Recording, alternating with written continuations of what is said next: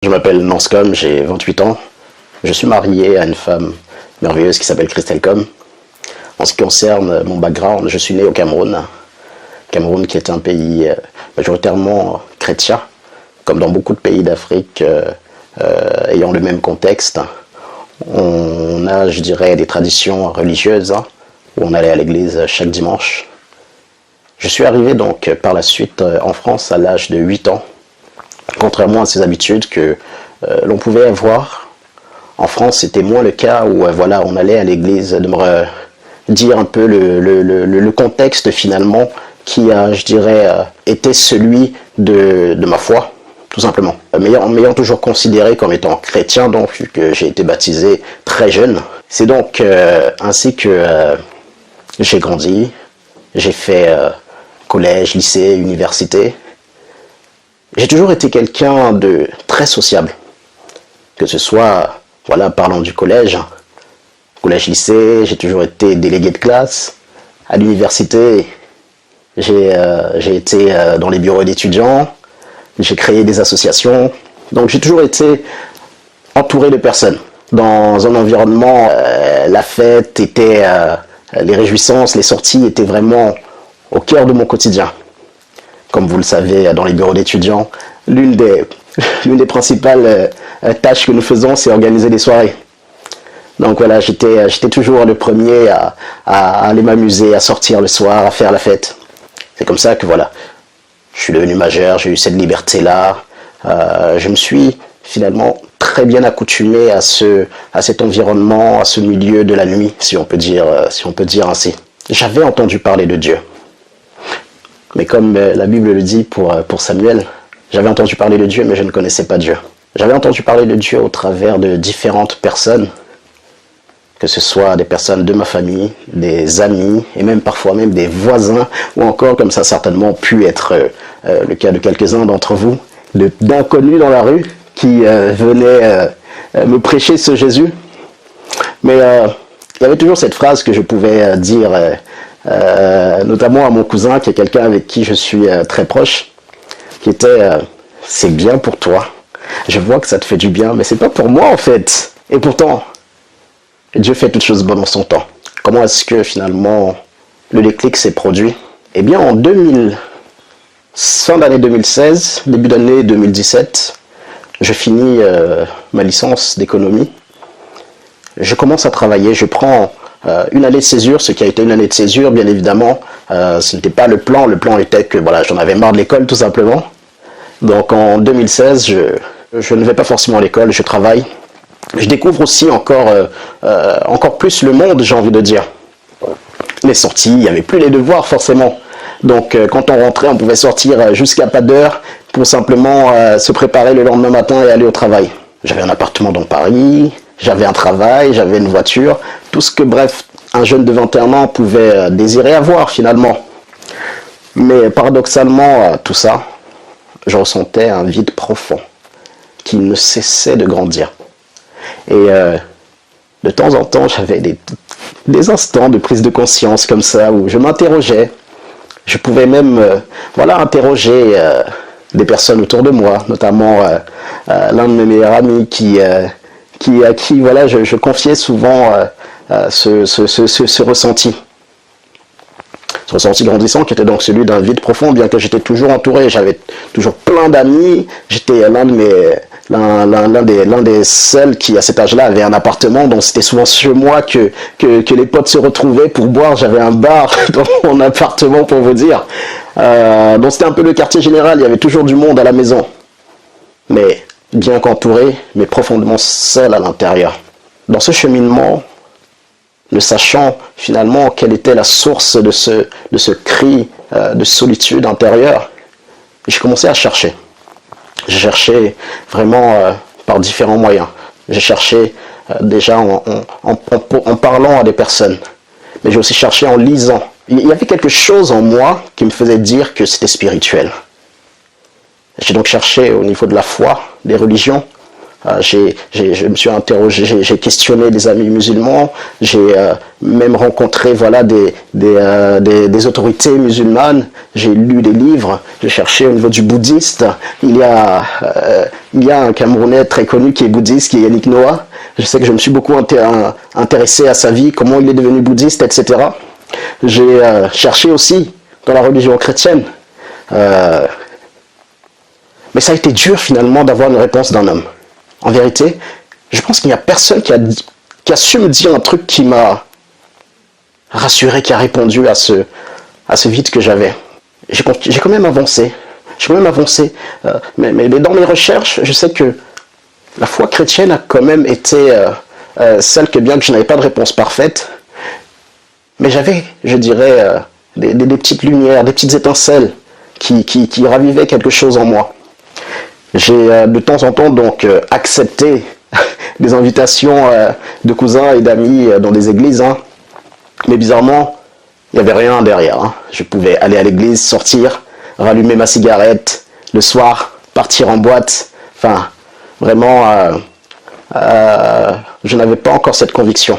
Jusqu'à une période de ma vie qui a été très particulière. Je n'étais pas un mauvais garçon, dans le sens où je n'étais pas un délinquant, je n'avais jamais fait de prison, et tout ce qu'on peut encore imaginer. Il y a quelqu'un qui est très inspirant et que j'ai vraiment beaucoup d'admiration pour sa vie, qui est le pasteur Yannick Gauthier. Mais je n'avais pas cette vie-là, vous voyez. J'étais bien loin de ça.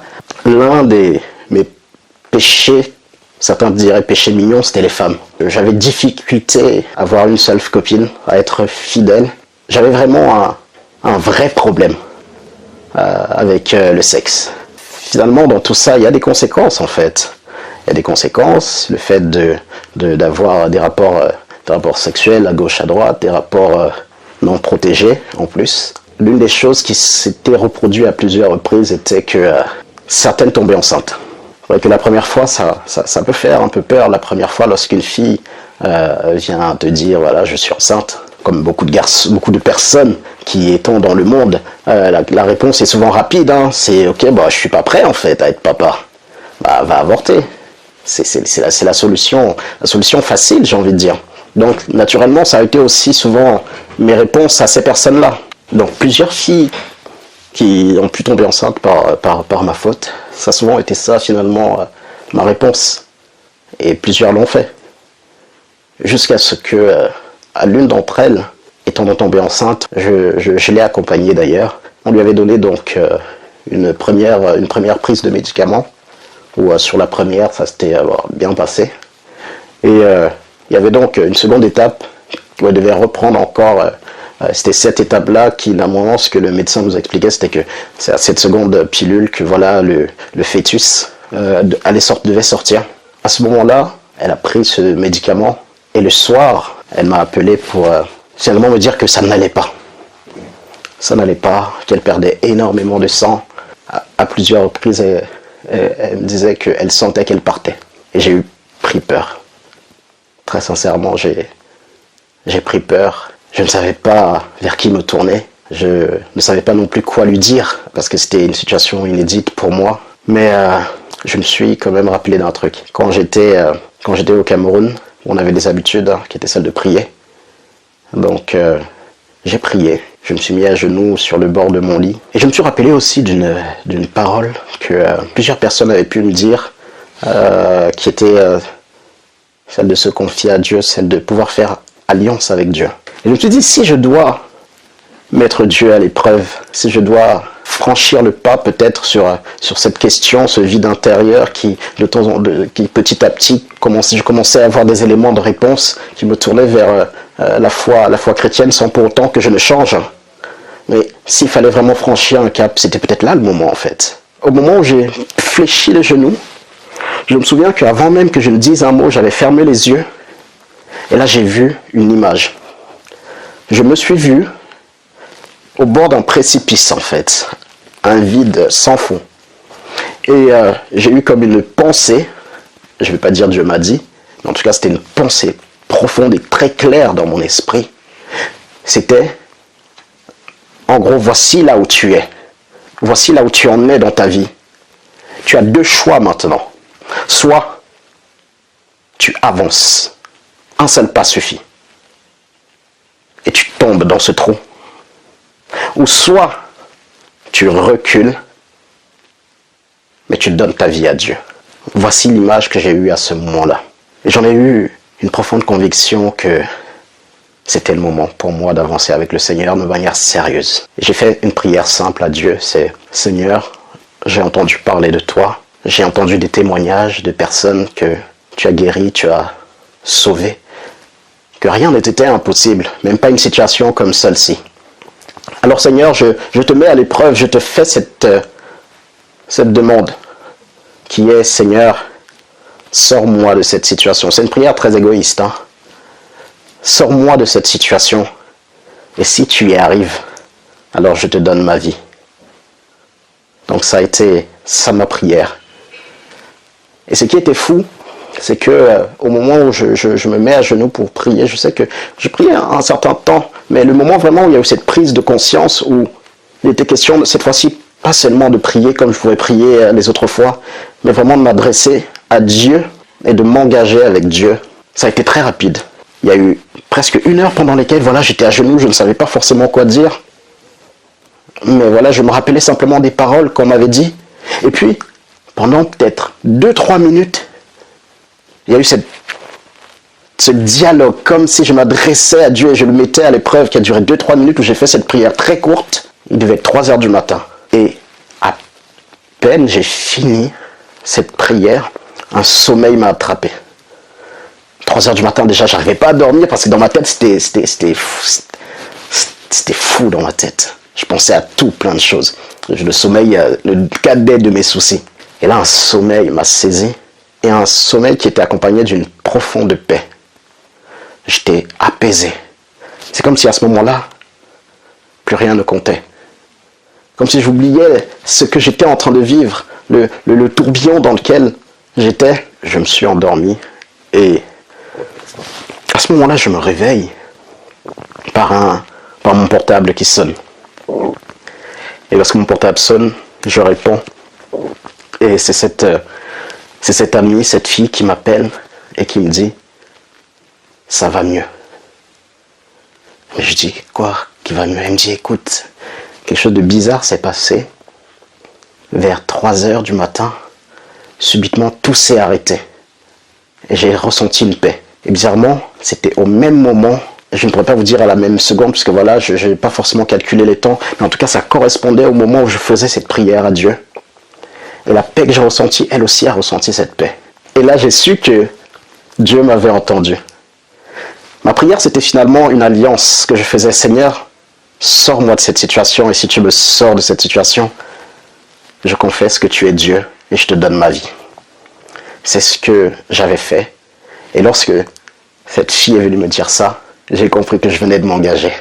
Et aussitôt que j'ai raccroché avec elle, je me suis remis à genoux. Et j'ai dit, tu es Dieu. Tu es Dieu. Alors parce que tu as été fidèle, moi aussi je serai fidèle. Mais je me suis adressé à Dieu de manière, je pense, j'espère, sincère, où je lui ai dit, mais Seigneur, tu sais qu'il y a des choses qui sont difficiles pour moi. J'ai des addictions. J'ai la cigarette. L'alcool, c'était pas vraiment pour moi une addiction en réalité, parce que je buvais occasionnellement. Mais je sais que je fumais parfois 2 paquets par jour. Je fumais parfois des substances un peu plus illicites. Surtout, j'avais aussi une grosse addiction, comme je le disais, sur tout ce qui est sexualité, pornographie, difficulté à être fidèle à une seule femme. Et j'ai dit à Dieu, Seigneur, je suis devant toi. Je ne connaissais pas ce verset à l'époque, hein. L'apôtre Paul qui dit j'ai la volonté mais pas la capacité. Mais bizarrement j'ai fait une prière qui ressemblait beaucoup à ça. Seigneur, j'ai envie, mais je ne sais pas comment je vais faire. Aide-moi, s'il te plaît, aide-moi à y arriver. Je ne veux plus être faux avec toi. À ce moment-là, pour la 2e fois, après la nuit précédente, j'ai ressenti encore une profonde paix. Et là, quelque chose de surnaturel s'est produit. Pas quelque chose de visible, hein. Mais depuis cette prière, toutes mes addictions ont disparu. Que ce soit la cigarette, j'ai plus touché une cigarette depuis cette prière. Que ce soit la pornographie, que ce soit... D'ailleurs, pour vous donner un exemple, j'avais aussi fait dans ma prière une autre demande à Dieu, mais c'était un peu plus tard. Peut-être, ouais, c'était le lendemain ou 2-3 jours après. j'ai dit, Seigneur, tu sais que j'ai du mal à rester fidèle à une femme, mais je veux te faire une prière un peu audacieuse. Je veux que la prochaine fille avec laquelle je sois soit ma femme. Que ma prochaine relation soit la bonne. Eh bien, qu'est-ce qui s'est passé? Alors que je n'avais jamais passé plus d'un mois célibataire, je suis resté 2 ans. 2 ans sans être en couple avec une fille. Je pouvais bien évidemment trouver des filles qui pouvaient me plaire, avec que je voulais apprendre à connaître un peu mieux, mais engager une vraie relation, la prochaine par la grâce de Dieu, ça a en effet été ma femme. Et pour tout ça, je veux bénir le Seigneur. Pour tout ça, je veux témoigner. Je veux reconnaître que ça n'a été ni par mes efforts, ni par ma consécration, non pas par le fait que je sois plus sérieux qu'un autre, mais simplement par le fait que j'ai compté sur la capacité de Dieu de faire. Et si il y a quelque chose que j'aimerais partager avec quelqu'un, là, qui est en train de m'écouter, c'est le fait d'être vrai avec Dieu. J'aime ce verset de la Bible que j'ai découvert plus tard, mais que j'avais appliqué à ce moment-là, qui dit « Mettez-moi ainsi à l'épreuve et vous verrez si je n'ouvre pas les écluses des cieux. » Mon frère, ma sœur, si dans une partie de ce témoignage tu te reconnais et que tu reconnais aussi que tu as peut-être cherché le Seigneur de plusieurs façons, mais sans jamais vraiment parvenir à avoir une vraie transformation dans ta vie, dans ton cœur, parce que c'est dans le cœur que ça commence, je t'inviterai à faire cette prière, qui est une prière en réalité qui commence par reconnaître ses faiblesses. J'aime cette parole qui dit « Si mon peuple sur qui est invoqué mon nom s'humilie, cherche ma face », dans l'humiliation de soi et le fait de chercher la face de Dieu, il y a la repentance, il y a le fait de reconnaître dans son cœur, mais aussi parfois reconnaître devant les hommes. Peut-être parfois le Seigneur veut te demander de confesser un péché et de faire, parce que la confession, la repentance, ce n'est pas seulement dire, la repentance c'est aussi renoncer.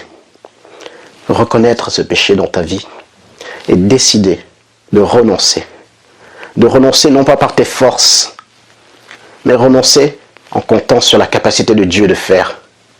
Alors fais cette prière, abandonne-toi au Seigneur, fais-lui confiance. Et je sais que le Dieu qui a marché avec moi, le Dieu qui m'a donné d'y arriver, bien évidemment, chaque jour est une autre épreuve. Chaque jour, les tentations ne manquent pas. Chaque jour, il y a des raisons de se répandre. Mais ce que je sais dans mon cœur, c'est que Dieu a fait quelque chose de merveilleux. Dieu m'a transformé, Dieu m'a purifié, Dieu m'a justifié. Dieu m'a donné une vie de consécration. Alors je crois que si toi aussi tu fais cette prière, Dieu qui est fidèle t'exaucera.